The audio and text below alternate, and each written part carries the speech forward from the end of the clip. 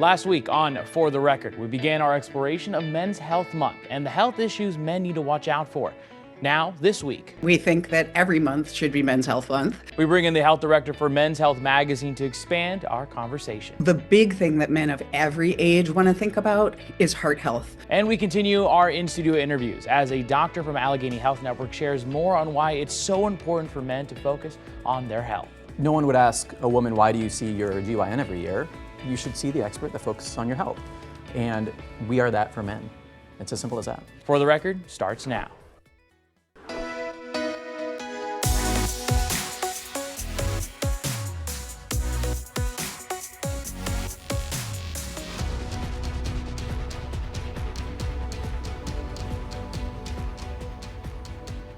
Welcome to For the Record. I'm Carlos Flores. Today, part 2 of our look at Men's Health Month, which is observed every June. From the health data men should focus on to the things men should focus on during the various stages of life. We're covering it all today, starting with a conversation with Marty Munson, health director for Men's Health magazine.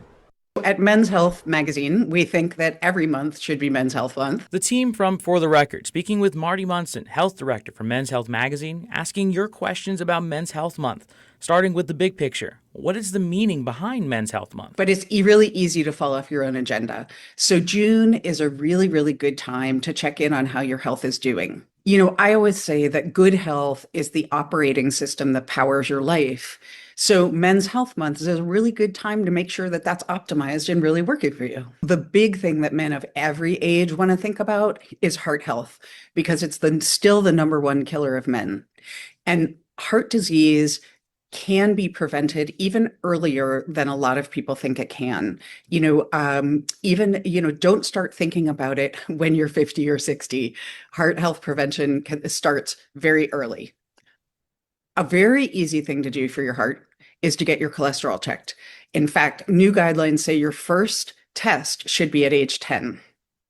After that, your next test can be at age 19, and every 5 years after that, unless your doctor suggests you get them more frequently. Next, we asked, what are some of the first things a man should focus on when it comes to improving their health? So a key is that when you get any number, whether that's your weight, your cholesterol, any kind of feedback on your health, it's really useful to treat that as information. Any of this is really just data that helps you know what to change and what you don't have to worry about. It's kind of like your grocery bill. If it's high, which it probably is right now, you can figure out how to change it. Knowing your numbers and knowing your health status really just helps you figure out where you need to pivot. And you don't even have to always pivot in a huge way. Activity is a really great example. Going from being sedentary to even just doing a little activity every day can make a huge difference in the health of your cardiovascular system. And we wanted to know, what questions should a man ask his doctor every year? Well, that's hoping that you actually see a doctor annually. So a really key thing for men is to find a doctor. And I know it's not easy, but most people spend more time choosing a restaurant to go to on the weekend than choosing a healthcare provider. And here's why you need one. In this world, telehealth is super convenient. You can get your allergy meds from one place, weight loss drugs from another, all kinds of things from everywhere. But things get fragmented, and it's really important to have one doctor helping you oversee the whole picture and knowing how everything fits together so that you can really optimize your health. And we asked, are there certain things a man should focus on later in life? Connection. Connection is critical. Isolation and loneliness is associated with all kinds of health problems, and a lot of the research is also in older people. It's not just an older people thing. Suicide is the second leading cause of death for young men between ages 10 and 34. And a really strong protector against that is connection. In fact, right now it's really popular. Men are doing all kinds of things to boost their longevity. It's such a hot topic. And they're turning out to all kinds of hacks and stacks of supplements and things. But a study from Harvard that's gone on for 80 years found that the single strongest predictor of health and lifespan is having close relationships with people. Yeah, so let me say that again. A study from Harvard that's gone on for 80 years found that the single strongest predictor of health and lifespan is having close relationships with people. Get your friends to come with you to the gym or even out for a walk or play pickleball or whatever. It doesn't take much to get that started, even though we sometimes think it does. And it turns out there was one more health concern for men that Munson wanted to raise awareness about. The only other thing I would mention would be colon cancer. Yeah, because men need to think about colon cancer because colon cancer rates are rising among young men right now who look and feel otherwise healthy. It's incredibly disturbing to researchers. It's now the leading cause of cancer-related deaths in people under age 50. So if you have changes in your bathroom habits, you really are going to want to talk to somebody about it, because one thing is screening typically happens at age 45. And if you feel any kind of weird symptoms prior to that, you're going to want to be the one to bring it up with your provider and see if you can get a test and see if you can get an answer. It's just so perplexing why these men why it's happening now, because colon cancer used to be seen in older men. And for the first time now, it's being seen in younger guys who present with later stage colon cancer. And another thing is, even for people who are eligible for screening, people who are 45 and older, a lot of people get scared off by the colonoscopy process, which isn't really scary at all once you find out about it. But there are some at-home tests you can do now if the colonoscopy process scares you off. I mean, ideally, you're still going to want the colonoscopy. That's the gold standard. We want to thank Marty Munson for joining us for that interview. And also a quick note that Men's Health magazine, like WTAE, are operated by the same parent company, Hearst. And still ahead on For the Record. I think everyone knows this in their life. You can have a 60-year-old who has a lot of health complications and they look like they're 80. And then you can have 80-year-olds that look like they're 50. More on men's health as I'm joined by an Allegheny Health Network doctor for more on what men should be thinking about during this Men's Health Month.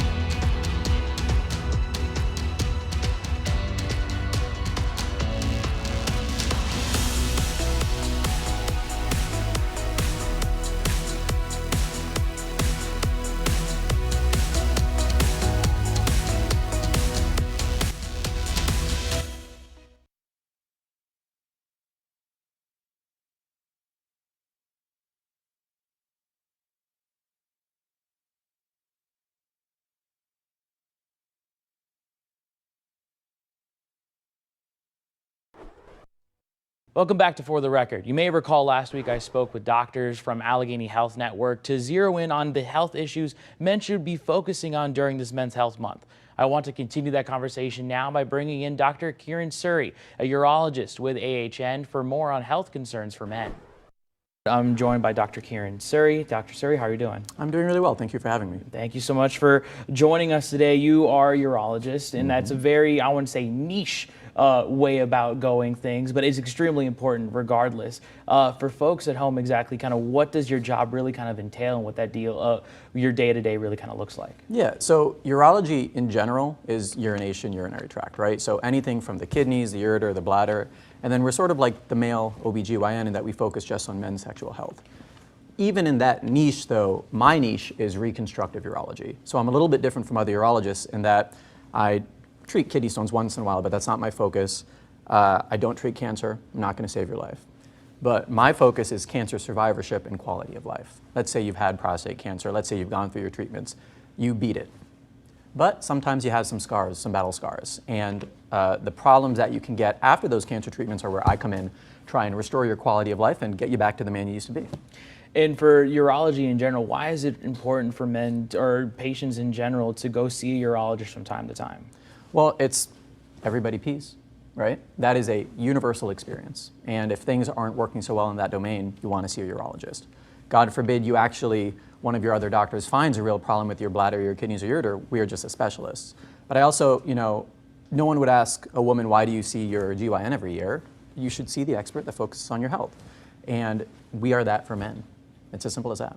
And we've been talking about it throughout this episode, just about how usually when it comes to men's health, people have this notion or this idea, probably you can let me know if I'm wrong, that it happens towards the back half of life when you get a little bit older. But as more medicine and more information is coming out there, we're learning it seems to be like a spectrum in a lot of ways. Is there a certain age that urology or going to have to see urologist really kind of hones in on, or is it really a wide range? I mean, it is, the age range is, are you a guy and how old are you? So it's from teenage all the way to elderly, but I think the real thing that has changed, even the perception when I was in med school, is that urologists, we treat old guys, right? What does old mean? 80, 90? I've done operations on people in their 80s that 20 years ago we would say you were too old, but that doesn't matter anymore. It's really more about your fitness. And I think everyone knows this in their life. You can have a 6-year-old who has a lot of health complications and they look like they're 80. And then you can have 80-year-olds that look like they're 50. You see news stories, they're running marathons, they're hitting the gym. And so I really do think age is just a number. Your health is a different thing. And so you can be 80-year-old and need to see a urologist. You can be 40 or 50 years old and need to see a urologist. It's really about paying attention to your body. And if you have those issues that we deal with, come in to see us. And now, forgive me if I'm wrong. If I butcher this, please correct me. Urinary incontinence. Thank you. My goodness. See, that's what I'm talking about. Easier way of saying it, do you pee your pants? See, all right. And now, from what I've researched, it affects about 1 in 7 men. What are those symptoms really kind of look like, and how does that really kind of work? What does that really mean? Yeah, so the good news is that 1 in 7 number, it's all about which population and who you're talking about. What we really look at that population is prostate cancer survivors, and this is where it comes down to me with cancer survivorship. So one thing I want to be really clear is you should not be scared to get your prostate cancer treated. If you are found to have prostate cancer, the treatments we have now, whether it's HIFU, radiation, surgery, whatever it is, I mean, it's game-changing compared to what we had 20 years ago. It is incredibly treatable. If you find it early, that's why we do the PSA screenings, all of that stuff. But even with the best surgeons, the best surgical techniques, which I think my partners offer, there is always a percentage of men that do not get to dry. When you look at our society guidelines, we say anywhere 5–10%. You look at some of the things with the prostate cancer outcome studies, that number you can say 20–30%. It really comes down to how you define dry or incontinence. But a friend of mine, Dr. Rosilko, he does what I do at UPMC. And he has an article published last year looking at this, and he found with the insurance database, hundreds of thousands of men, about a 20% rate of leakage persistent after surgery, and only a 12% treatment rate. So that's 8% of men not getting treated. 8%, that's not that bad. He had 50,000 men going with their incontinence untreated, and that sucks. For folks at home, is there anything that they can do? Is there anything men can do to deal with this urinary incontinence? Absolutely. So the good news, for better or worse, the good news is if you do have this incontinence after having your prostate out, you're already plugged in with the right people. You have your urologist. We are the urinary experts. Right after your surgery, you hit the ground running with physical therapy. I love physical therapy. I send everybody to physical therapy. And I know the Nicole Riley, who leads our group at AHN, is just awesome. And they get it, and they're always in close communication with me. And that is no side effects, exercises. But not just like going to the gym and lifting weights. These are muscles inside your pelvis that you don't remember how to use. You learned how to use. Do you remember being 2 or 3 years old and you got potty trained? I have a 3-year-old right now, and we're in that process. And right now, she is learning subconscious control of that muscle sphincter. Unfortunately, with some of these surgeries, that sphincter complex gets disrupted, and the muscle isn't as strong and it's not working as well. So off the bat, easiest thing, physical therapy. And then if that doesn't work, we have surgical treatments. I want to get to the PRO-ACT or Pro-ACT. What exactly is that? And if you can spell it out for everyone at home, and how does it really work? So I'm super excited about PRO-ACT. Full disclosure, I think I'm the only one doing it in the area. It is a sort of a newer device. It was invented in 2005, so it's 20 years old, and they've been using it in Europe for years. But it only got FDA approval in 2015 is when they did the trials here, because anytime a device comes to America, we don't believe anybody else's data. We start from scratch. We do it all ourselves. So 2015 is when they had those trials. 2023 is when it got full Medicare approval, and so now it's been expanded. And I actually just joined. I'm the lead investigator for the FDA trial in Pittsburgh for us. So with that caveat, I'm really excited about it. to tell you about PROACT, you really need to know about the treatments we already have and how this fits into that. So I told you your prostate's out, your muscle sphincter is not working so well. First treatment we have is a sling. It's a really simple, very effective surgery. Little piece of mesh goes in under, lifts the urethra. Think of it like a little jock strap or almost like a push-up bra, but for down below. It takes your muscle, lifts it and support it. I put it in, hour-and-a-half surgery, and you're done. That improves your leakage. Amazing, right? It doesn't work for everybody. If your muscle is too weak or you're leaking too much, it's not going to be as effective. So then we have something called the artificial urinary sphincter, which is like, it's kind of crazy that they invented it almost 50 years ago. It's been through a lot of revision since then. But the way to think about it is, some of my colleagues talked about the urethra, that urinary tube, and that's where your urine is leaking, and they talked about their surgeries trying to unclog the pipe. I am trying to reclog the pipe so you stop leaking. And this is a little cuff, almost like a little teeny tiny blood pressure cuff, like you go to the doctor and it squeezes, except this is literally this big. It goes around your urethra, squeezes it shut. Probably the best guarantee of dryness that we have on the market. Works really well.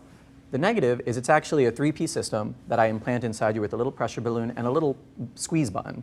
And so it stops you from leaking. When you have to pee, you reach down, give it a little squeeze, it opens up and you go. And a lot of guys don't want to have to press that. Where the PROACT comes in is, I think the way they kind of thought about it is, why don't we all pee our pants? Why aren't you incontinent? Why aren't I incontinent? It's because we both have our prostates. And in addition to the muscles and the nerves and all that other stuff, the prostate is a physical thing. It is just an object in the path. It's like a rock on a stream, resistance to flow, like a dam. And the way to think about the PROACT is, what if I almost gave you your prostate back? There are these little tiny balloons, again, this big, 2 balloons that I put on either side of your bladder in your pelvis. And I just put teeny tiny bit. Then every month I see you, and we keep track of your leakage, and I am able to access through a tiny port in your scrotum and add a little bit of fluid to those balloons. And so the balloons get bigger, bigger, bigger, and your pee channel, it pushes in. And the idea is we tweak that until we hit the sweet spot that you are blocked enough that you're not wetting yourself all the time, but not so blocked that you can't pee. And the goal is to return you to natural voiding, where it's, I have to pee, I'm gonna go pee, I pee. I'm not pressing any buttons, I'm not doing anything, I'm just living my life, but I'm not wetting myself in the meantime. And it's just a really cool piece of tech that I'm happy to bring to Pittsburgh. And I'm sure now, is this one of those things that are available to pretty much anyone if that's something they would like to pursue, or is there a certain criteria they really have to meet? Yeah, so there's always a fine print, right? The fine print for this is that it is fully CMS approved, which means it has full Medicare coverage. No one else is covering it right now. So right now, all flavors of Medicare, I can give it to them. I can't give it to you if you don't have Medicare insurance. Part of the reason I joined that FDA trial is this is part of the US regulatory approval. Even though it's fully approved for Medicare, it's considered investigational. And you have to have 5 years of safety data before you overcome that gap. It just hasn't been out for 5 years yet, so they can't have that data. So the trial that I'm doing, I'm not experimenting on anybody, I'm just doing the same surgery, but we're keeping track of them to prove that, hey, this is safe. And yes, we have that data from Europe, but we want to redo it in America. And I'm trying to get that done to expand insurance coverage, so then I can just offer it to any guy who comes.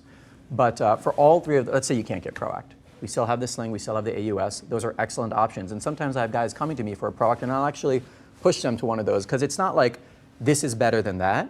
This is a spectrum of treatments, and there's no one size fits all. It's about leading the guy to the right choice for them. And the nice thing is I can now offer all the choices. And you kind of touched on it there. For guys at home, how would they know? What do you feel like, what would be the ideal treatment for them? How would they know they're a good candidate for something like this? The easy answer is, are you peeing your pants? Then, yeah, you're the ideal treatment candidate. The other long answer is, if they really want to know, they can go to med school, they can do a urology residency, they can do a urology fellowship, which is what I did, or they can just ask their urologist and we'll take care of it for them. It's our job to kind of guide you along that path, but it's just a question of, we talked about that incontinence, right? And we talked about numbers. We said 5%, 10%, whatever percent. The way I think about it is incontinence, it's either 0% or 100%. You either have it or you don't. Are you peeing your pants or not? And if you're peeing your pants after prostate treatment, we have treatments for you. You should just know that.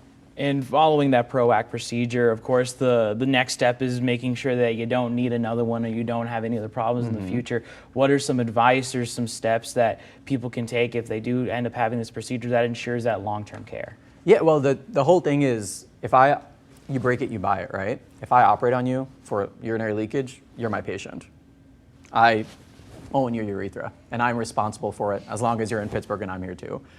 So it's really about making sure it's not just I had this surgery and I never see my doctors ever again, checking in with your urologist once a year, because an important caveat for all of these things is as you age, naturally, everything gets a little bit older, it is natural for your leakage to get worse. And these devices can lose effectiveness over time. But the thing is, we can do repeat surgeries. We can tweak them. We can replace them. We can, we get you perfectly dry and 5 years later you're leaking again, come back. You take your car for a tune-up, we can tune you up too. And so it's just that regular follow-up that makes all the difference. Some good advice there. Keep it here because minutes away on For the Record, we've got the final word on this week's episode, all about men's health.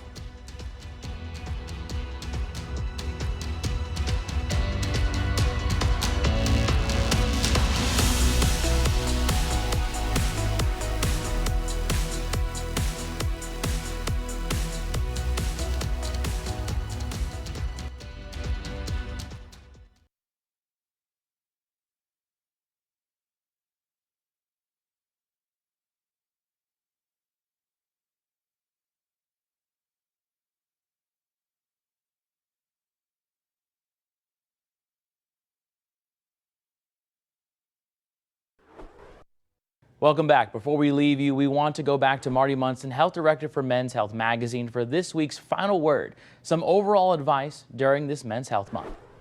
I would say a key is don't underestimate the power of lifestyle in changing your health. You know, even one small change in your eating or activity habits can make a huge difference.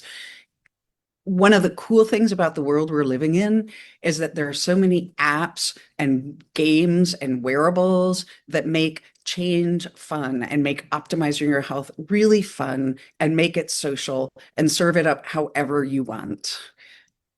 Another key, I think, is really get ahead of it. Get ahead of it when it comes to your health. You know, why wouldn't you want to patch a leak now rather than waiting until the roof caves in?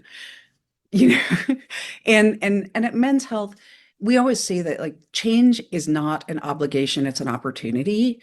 So why not spend a minute in Men's Health Month to take advantage of the opportunity to be healthier and live better? Definitely some good advice there. And that's all for this week's episode of For the Record. Thank you for watching. We'll see you next Sunday at 11 a.m.